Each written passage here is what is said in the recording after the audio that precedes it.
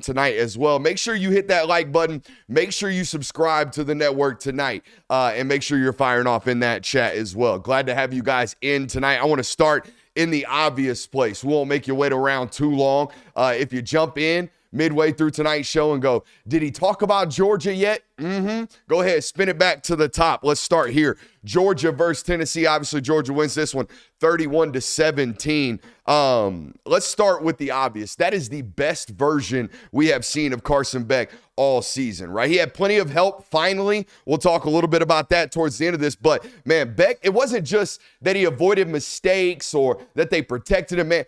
He made big-time throws in this football game. The first touchdown to Oscar Delp's ridiculous. Middle of the field's open. Linebackers up underneath doing a great job turning and running with Oscar, playing it up underneath. But that is a ball as a quarterback that when you throw it, all right, you have to throw it with a lot of anticipation. But when you throw it, you got to throw that ball when it's covered. You got to trust your guy to run to grass. That is an NFL throw. That is a trust throw. That is I guarantee my guy's going to be open because I know he's going to be open, and I'm going to throw it to the spot that he's supposed to be in. It's a tremendous NFL throw, and it is 100% a trust throw. There's been any type of speculation as to whether or not he trusts Oscar Delp.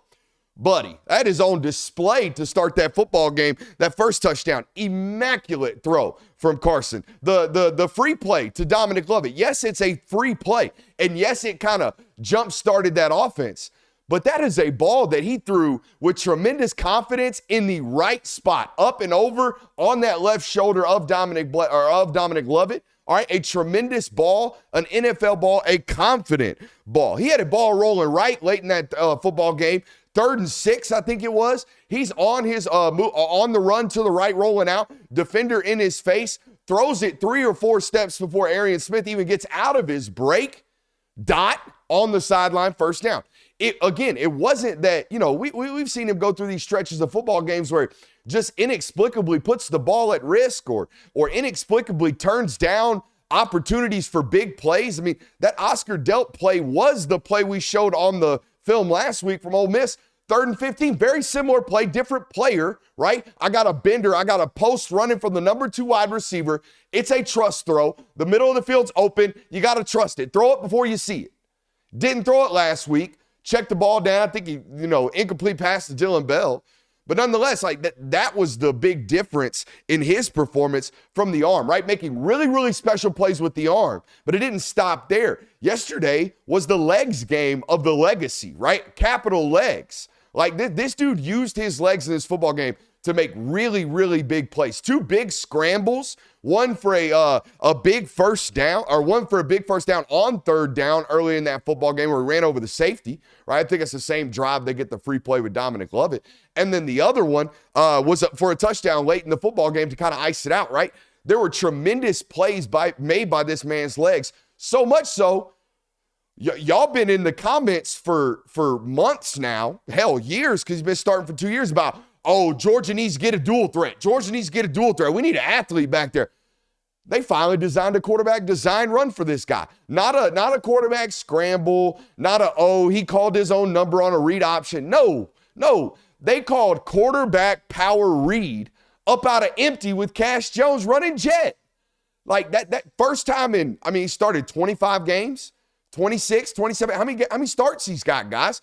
And he has 0 designed quarterback runs. You talk about breaking a tendency. No wonder it went for 12 yards. They completely misaligned from Tennessee's defense because how could you expect it? They've never done it. We've never even had to prepare for quarterback run when preparing for Carson Beck, and they unload it in the green zone, right? I think balls are like the 42, critical down. It's like 2nd and 8. Boom, ripper. Now we're in plus territory. Now we're in the red zone, ready to roll. I mean, the legs in this football game were tremendous for Carson Beck as well, man. Mike Bobo and Carson Beck were clearly in their bag, if you will, in terms of not only play design, but execution as an athlete. Obviously, a great game for Carson Beck, and he was able to shake off even the drops to start, man. I tweeted out early in this football game, it is very clear to me that, and we'll talk about the offensive line here in a second, but it's very clear to me that Georgia's going to be able to protect today. Very early on in that football game. If you go look at my Twitter timeline, which if you don't follow me, at Brooks Austin BA, if you go look at my Twitter timeline, it's one of my very first tweets from the game last night. It's like, hey, it's only a matter of time before this passing game starts to be explosive if they can catch the damn football. Like, you give any coordinator and any quarterback enough time, no matter what kind of defense you're playing, eventually they're going to find holes. They're going to find issues with the type of coverage that you're playing, right? And that's what ultimately happened in this football game. It was just a matter of time before Georgia's quarterback or Georgia's wide receiver started to catch the damn ball. And that's what ultimately happened. And tremendous, tip of the cap to Carson for being able to really shake off, like I said, what was a relatively shaky start for this offense. And that's something that we haven't been able to see this team do, right? Come out, look like poop for 3 possessions, and then boom, ball rolling. Y'all gonna put up 450 yards of offense today. What? Really? Okay. Like, that's a different answer and a different response from a football team. Obviously executed and helped out tremendously up on the offensive line. But and they blocked well, they pass pro'd well. But I thought the difference, and I haven't watched all of the all 22 yet, I've kind of skimmed it. But I thought the obvious difference was not just, yeah, they're executing. No, they were physical. They were fighting to the echo of the whistle. Bodies were attached, okay? Offensive linemen were attached to defensive linemen and second-level defenders well beyond the echo of the whistle. I tweeted out a clip today from Cole Kubelik. He found a clip of the Jarrett Wilson like bouncing a defensive back up off the ground at the end of a play. There's a play late in that football game where Dylan Fairchild takes a 3 technique and puts him 9 yards on the back of his lid and gets up and, does what offensive linemen do after they just took a man's soul. So it wasn't just that they were physical and they were it wasn't just that they were executing on the lines of scrimmage. No, they came to set a tone. They were obviously pissed off about what happened last week for those guys.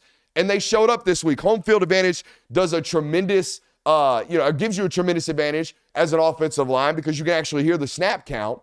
And that was obvious. They were manipulating the snap count from the start of the game. And I shouldn't even call it the snap count. It's the clap count, right? They're on 1 clap or they're on 2 claps or they're on freeze, whatever the clap count is, right? It was clear that some drives they were going on first clap. Some drives, they were going on second clap.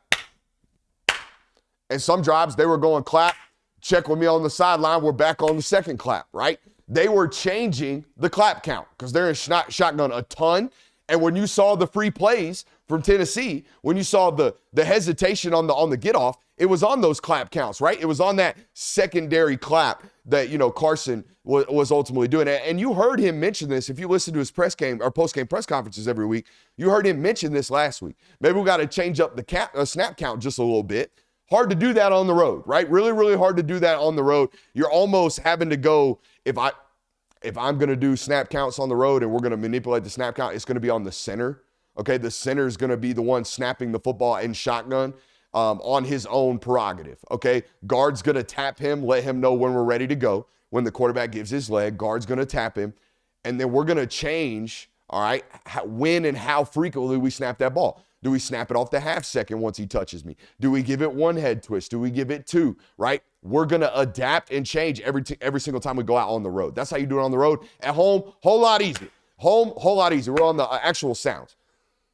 So there's that. Okay, the manipulation of the snap count was huge in this football game, something that you really, really can do at home. But there was a schematical adjustment. And the reason Kirk Herbstreit's the best of all time is for a lot of reasons, but he's super freaking smart. He's really football smart. And if you watch, I kind of picked it up during the game yesterday, but if you go back and listen to that broadcast, Kirk picks it up first possession. Okay, I bet a lot of people yesterday were watching Georgia and going, oh, wow, they're playing a whole lot faster than they normally do on offense. And you think sometimes that'd be a little counterproductive, right? Other team plays really fast. Maybe offensively, you want to play a little bit slower.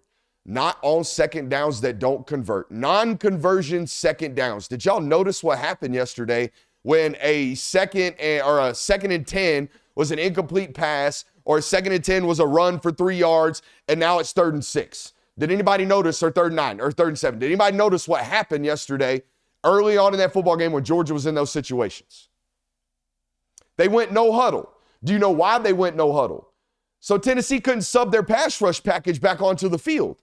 So they were going no huddle, so Tennessee couldn't have an ability to run new guys and new fresh bodies onto the field because that's what Tennessee does best. They're as deep as anybody right now in the conference, tackle to tackle, in terms of a defensive front. They rotate bodies in. They keep everybody fresh on third and obvious passing downs. They want to get their best rushers on the field, start dialing stuff up. You can't do that if I'm in no huddle. I thought it was a tremendous little schematical adjustment, and basically just like one coordinator f***ing with the other, right? One coordinator messing with the other, not allowing him to get back into his bag. And also, that's like thinking ahead, right? We got to plan those things out on the week or during the week. Not only that, but during the game. Think about that. On 2nd and 10, I've got to be calling a winner and also be ready to call my third down play right now because we're going no huddle. I got to be in his ear ready to go with the next one. Just tremendous high level, next level thinking from the coordinating staff from Georgia, man. I thought it was a master class in avoiding these nasty situations with an offensive line that has been banged up and is coming off one of their worst performances in let's be honest, the last 4 or 5 years in this program, right? So 0 sacks, a couple of pressures. The run game was what it's been. Okay, is what it's been. I think it was 19 totes for 100 yards. It wasn't a bunch of explosive lanes, but it was good enough to take your medicine. I thought offense was really easy for Georgia. Okay, really easy for Georgia. If you watched that football game, if you were there, it really felt like Georgia, if they caught the football, was kind of moving it at will. Caught the football and avoided negative penalties like holds and false starts or anything like that. If they avoided the negative plays, Georgia was matriculating the football, moving the football almost at will. The 450 total yards would explain that, okay? They were moving it really, really well. It's why when I got texts at halftime, it's like, what do you think? What do you think? I'm not a live better, but I would have, if I had balls on me, I would have live bet the hell out of Georgia. And I have the text messages to prove it because it was clear to me, all right? One offense was moving it kind of at will, only hurting themselves. The other offense was having to absolutely execute to perfection to get the ball down the field. And that's how we flip it over to the other side of the football with Tennessee's offense and start breaking this down for you Tennessee football fans watching today. Nothing came easy for them offensively. And to be honest with you, nothing has come easy for Tennessee offensively all year. Their best and only real scoring drives this year have been through kind of getting the ball down the field, moving the ball down the field, hoping and praying for Dylan Sampson to bust a lane and take it 60 yards to the door. Those have been their explosives on the season this year. Even their opening drive, guys, the biggest play on that opening drive in terms of yardage gained was a pass interference on Julian Humphrey. It was a 15-yard play. Their largest play from the line of scrimmage last night was a 16-yard touchdown run, I believe, by Dylan Sampson. Or it was a 27-yard touchdown run from Dylan Sampson, okay? They were not explosive on the offensive side of the football, and Georgia came out early on in that football game playing a lot of soft zone, it looked like. Corners playing way off. Tennessee doing a great job of taking what's there, taking the underneath, and really moving the football down the field with easy completions. And then Daniel Harris got implemented into the football game. Space started to shrink quite a bit, and now everything's congested for Tennessee offensively, and everything came really, really difficult for Tennessee offensively because of the way Georgia's defense was playing. 19 attempts from Sampson for 101 yards and a touchdown. I'm going to tell you what, that's about as good as you're going to do against that guy, okay?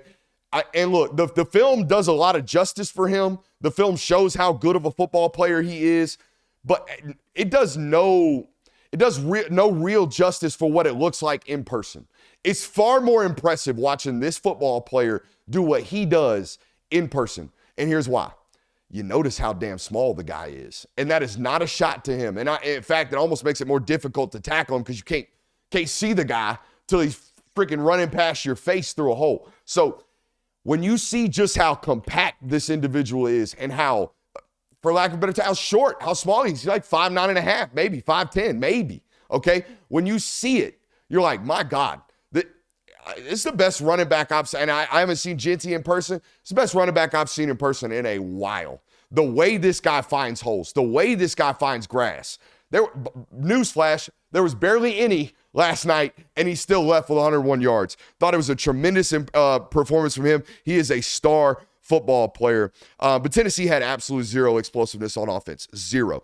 Everything for them right now, to this point in the season, has to go perfect offensively. For 12 plays, man, they've got to be really efficient. They've got to have no negative plays. They've just got to stay on schedule because they have no deep shot game. They have no consistent explosiveness right now on the offensive side of the football. And I'm going to tell you, going on the road with that recipe and not being a triple option football team is really, really hard.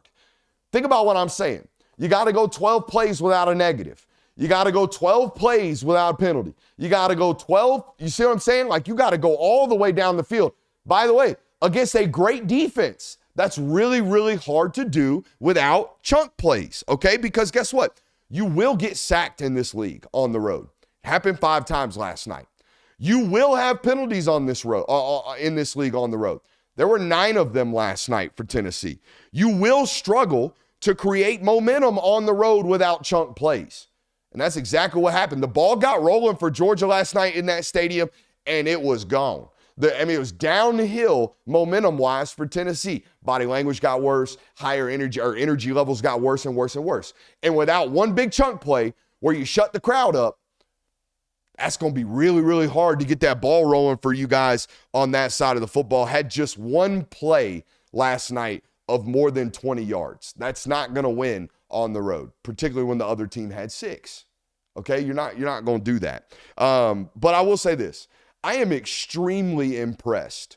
And if you're wondering whether or not Tennessee's got their guy, I think they do. Okay, and here's why. This guy's known as like this spread dude. That's what people thought he was going to come to this conference and do. Oh, it was hard to do in this conference, all this speed, all this physicality. This football team for Tennessee, and I know they lost last night, and I know the college football playoff hopes look dim right now for these guys. That's a tough-ass football team, man. They play tough for their football coach as well. And football is a toughness sport, and everybody that plays it and signs up for it has a level of toughness. But this is toughness personified. When your starting quarterback spends a week in concussion protocol and plays like that last night, that dude played like he had zero regard for his human body. Let's be honest. That's what it was. He played so damn hard last night. Dylan Sampson's shoulder about came out of socket last night. Brew McCoy's been fighting through injury all damn year. The left tackle played the first 4 games with essentially a high ankle sprain. Okay? Squirrel White. Squirrel White's played half the year with no left arm. His whole shoulder's just hanging. It's just dangling by like half of a tendon left. You got dudes putting their body on the line every single Saturday. And I know it's cliche as shit, but in this world, in this day and age of college football, we got folks tapping out like Thomas Castellanos because they lost the damn job. And we got future potential NFL football players out here like, what? I got half a ligament left in my shoulder? Screw it. I'll go lay out. I'll go lay out right now. I'll do whatever I need to, coach. We got to go win a ball game. Tough ass football team. Tough. And that's going to survive, right? Even the way that they play, even the style of football that they play, offensive and defensively, they have bought into the way that this football coach runs their program. There's a program of toughness. And any great football coach starts with that. We got to get buy-in and we got to get toughness. And they've got that, man. They've got it in spades, absolute spades. Here's the problem. They've got to figure out their deep passing game. Okay? This offense is peanut butter and jelly. That's what they are. They are a 2-pronged system. We spread you out, and you are either going to make a decision to cover our jelly, our deep pass, or stop our peanut butter, our run, right? That's it. We got 2. And it's really, really hard to do. And when they're put together, ooh, PB&J, tasting great. Tasting great. I can't believe I'm doing these goofy-ass metaphors. But here we go. Listen, okay? They got the peanut butter. They can run the piss up out the rock. They can. But they cannot hit deep shots. So they are a completely imbalanced football team, all right, that ain't got no jelly right now. They're going to have to find their jelly to get back to a peanut butter and jelly sandwich. Because I love a good, solid PB. I do. I love a peanut butter sandwich. But when that jelly get in there, it'd be hitting a little different. And y'all all agree. They got to find their jelly. They absolutely got to find their jelly on this offense, and they've been struggling with it all year. And that was my keynote point coming into this football game. Is like, hey, bro, what happens? Georgia ain't never had to load the box to stop the run. Ever. Never. Not since Jordan Davis was born on this earth. Okay? Since that guy got there and they're like, you know what? This mint defense really causes problems for folks. Hey, you know what, Kirby Smart? Just recruit like 4 or 5 defensive tackles every year. And maybe 1 or 2 of them every year will be like really high-end SEC caliber football players. And we'll just be big and physical, and we'll stop the run with light box counts.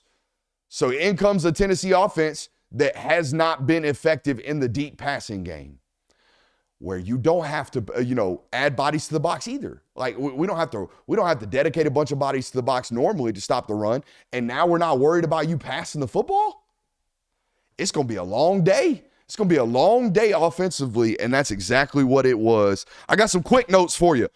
Oh, if you got kids listening, earmuffs. Holy crap, Mike Bobo dropped his nuts. Holy crap, Mike Bobo dropped his nuts. 2nd and 13 after a offensive, illegal formation penalty, illegal motion. It was a 2nd and 8. Now it's 2nd and 13. 2.5 minutes left in the game. Ball's in field goal range. You're up 7. And my man calls a play action. Hits Jurasic for a 15-yard gain. Ball down to the 1. Game over. Game over.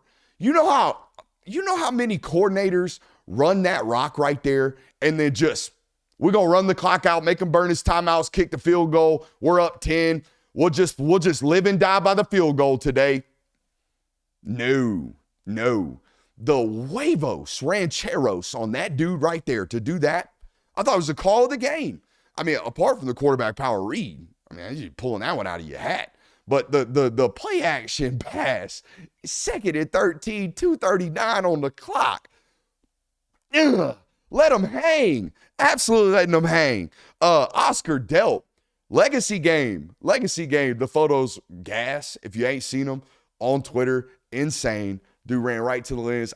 I'm not a photographer, but I might be a photographer. Anyways, absolute tremendous football game for him. I'm curious to see what they were doing. I haven't watched it close enough on tape to figure out why he suddenly became such a big portion of the game plan. I think it's by happenstance. I don't think Bobo calls plays for specific players right now because he doesn't have one of those. Like, who's the guy? You know what I mean? Right now, who's the guy? 1, 2, 3. I don't know. Yeah, who's the offensive weapon right now for Georgia that's like guaranteed money? We don't know. Last year was Bowers. If Bowers was hurt, it was McConkey. Who's the guy? We don't know. So I don't think there was, we're going to dial this one up for Oscar on Tuesday. It's going to be wide ass open. No, they run so much mixed coverage too. It's a post-snap read, and whoever's open gets the ball. So I think it was just happenstance, but we'll actually have to go figure that one out, particularly because most of the stuff that, one of the touchdowns was off play action, and it was tremendous. It was with the tackle over that they showed last week against Ole Miss that they ran a truck toss out of. They lined up in it again in a very similar situation and ran play action truck toss up off of it. It was beautiful. It was set up 2 weeks in advance. So that one, yeah. The first touchdown, he was the number 2 wide receiver, and he runs a corner post on the underneath defender. That's just in the concepts. That's in the book. I don't know if it was 100% like dialed up specifically for Oscar. So we'll have to go look at it to actually figure it out. But, man, he delivered tremendously in this football game, as did Monroe Freeling. And I'll say this. I know Ernest has been hurt the last several weeks, but Monroe Freeling has done nothing but prove that he is ready to play. Like, since day one, snap one against Clemson. It's like you have 2 tackle spots, and it's very clear to me 57's one of your best 2. So even when Ernest comes back, Monroe Freeling needs to be on the field. And I love the idea that they were forced, their hand was forced into not being able to rotate offensive linemen. And I know they like to stay fresh. And I know I'm not the smartest football guy in the world. Kirby Smart definitely is one of those, right? So he knows far more than I do. And I understand in the day of portal age, you need to play everybody that you can. Everybody needs to play. It's good for them so they don't transfer, all that good stuff. But there is a certain level of rapport. There's a certain level of confidence. There's a certain level of rhythm that comes from the same 5 guys gelling for 4 quarters.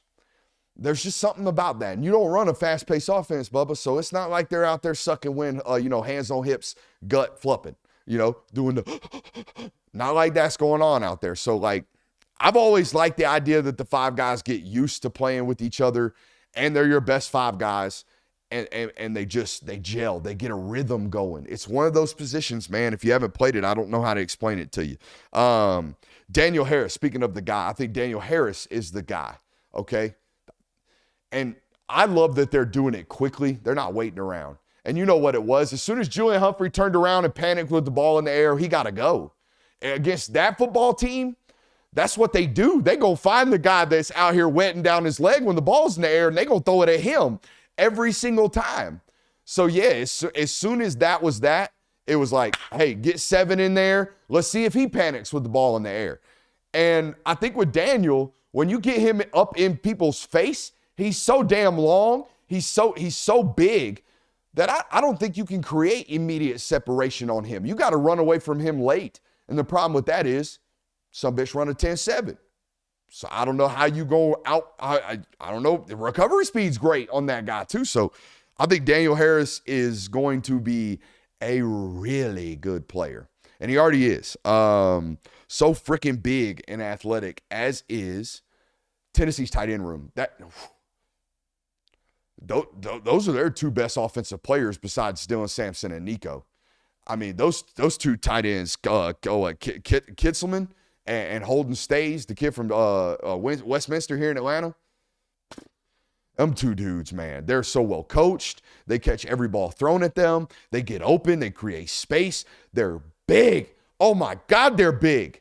They're both massive, okay?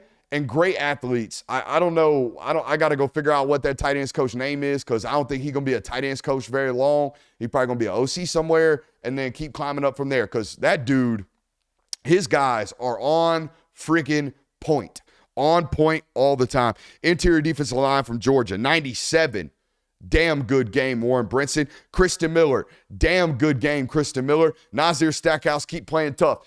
Those 3 dudes, and that from guard to guard, there wasn't a sliver of space. Not one. For 4 quarters, they were boxing that ass in that box. Okay, they were absolutely holding strong up in the interior of that defensive line. Those guys have played tremendously all year long. I got into a discussion on the sideline with a fellow media member.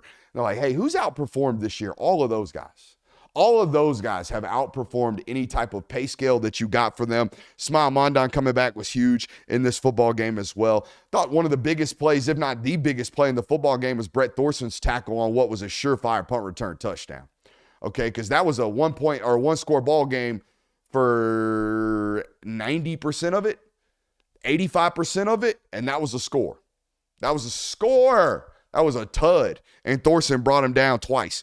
How about Nitro Tuggle getting out there and getting some usage, man? Everybody been calling for that for quite a while. Now, I'm going to take a vigorous swig of this here coffee, and then I'm going to address some silly shit I've seen on social media over the last 12 hours. 12 hours? 10 and a half.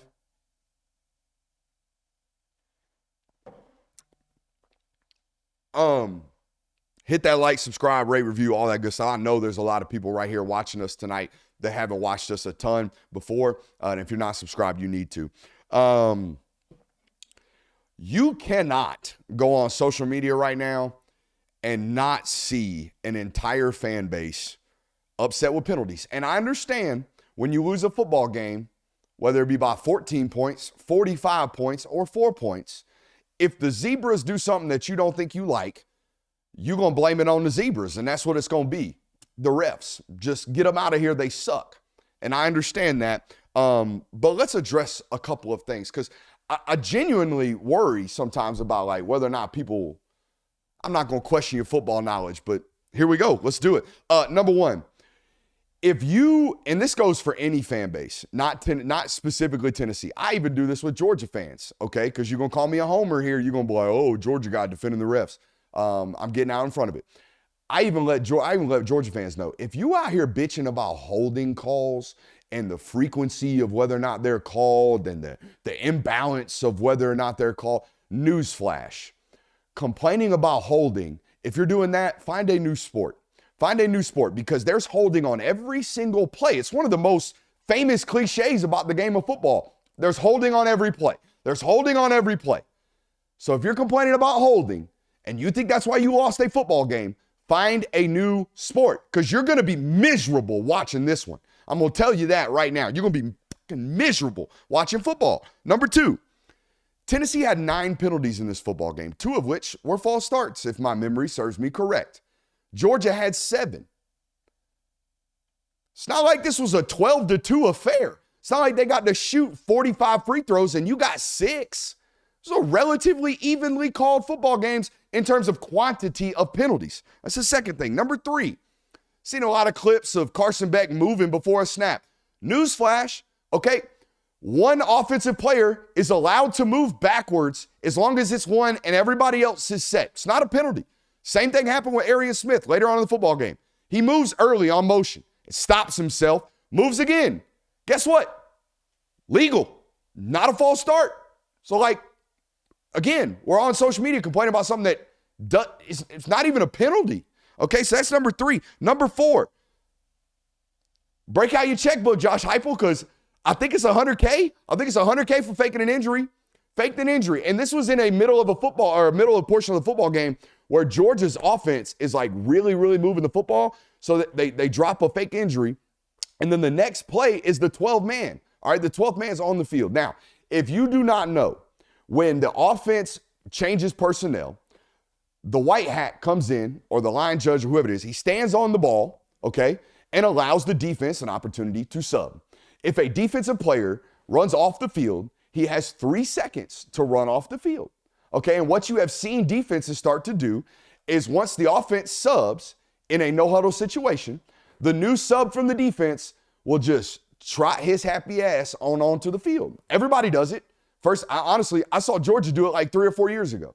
Okay, everyone is doing this new little defensive caveat to try to force a delay of game from the offense or force them to call a timeout because they think they're about to get a delay of game. So here's how it works. Offense changes personnel. Defense start to slowly trot their new personnel onto the field. The guy that they're subbing out for starts to jog back off the field. But here's the problem.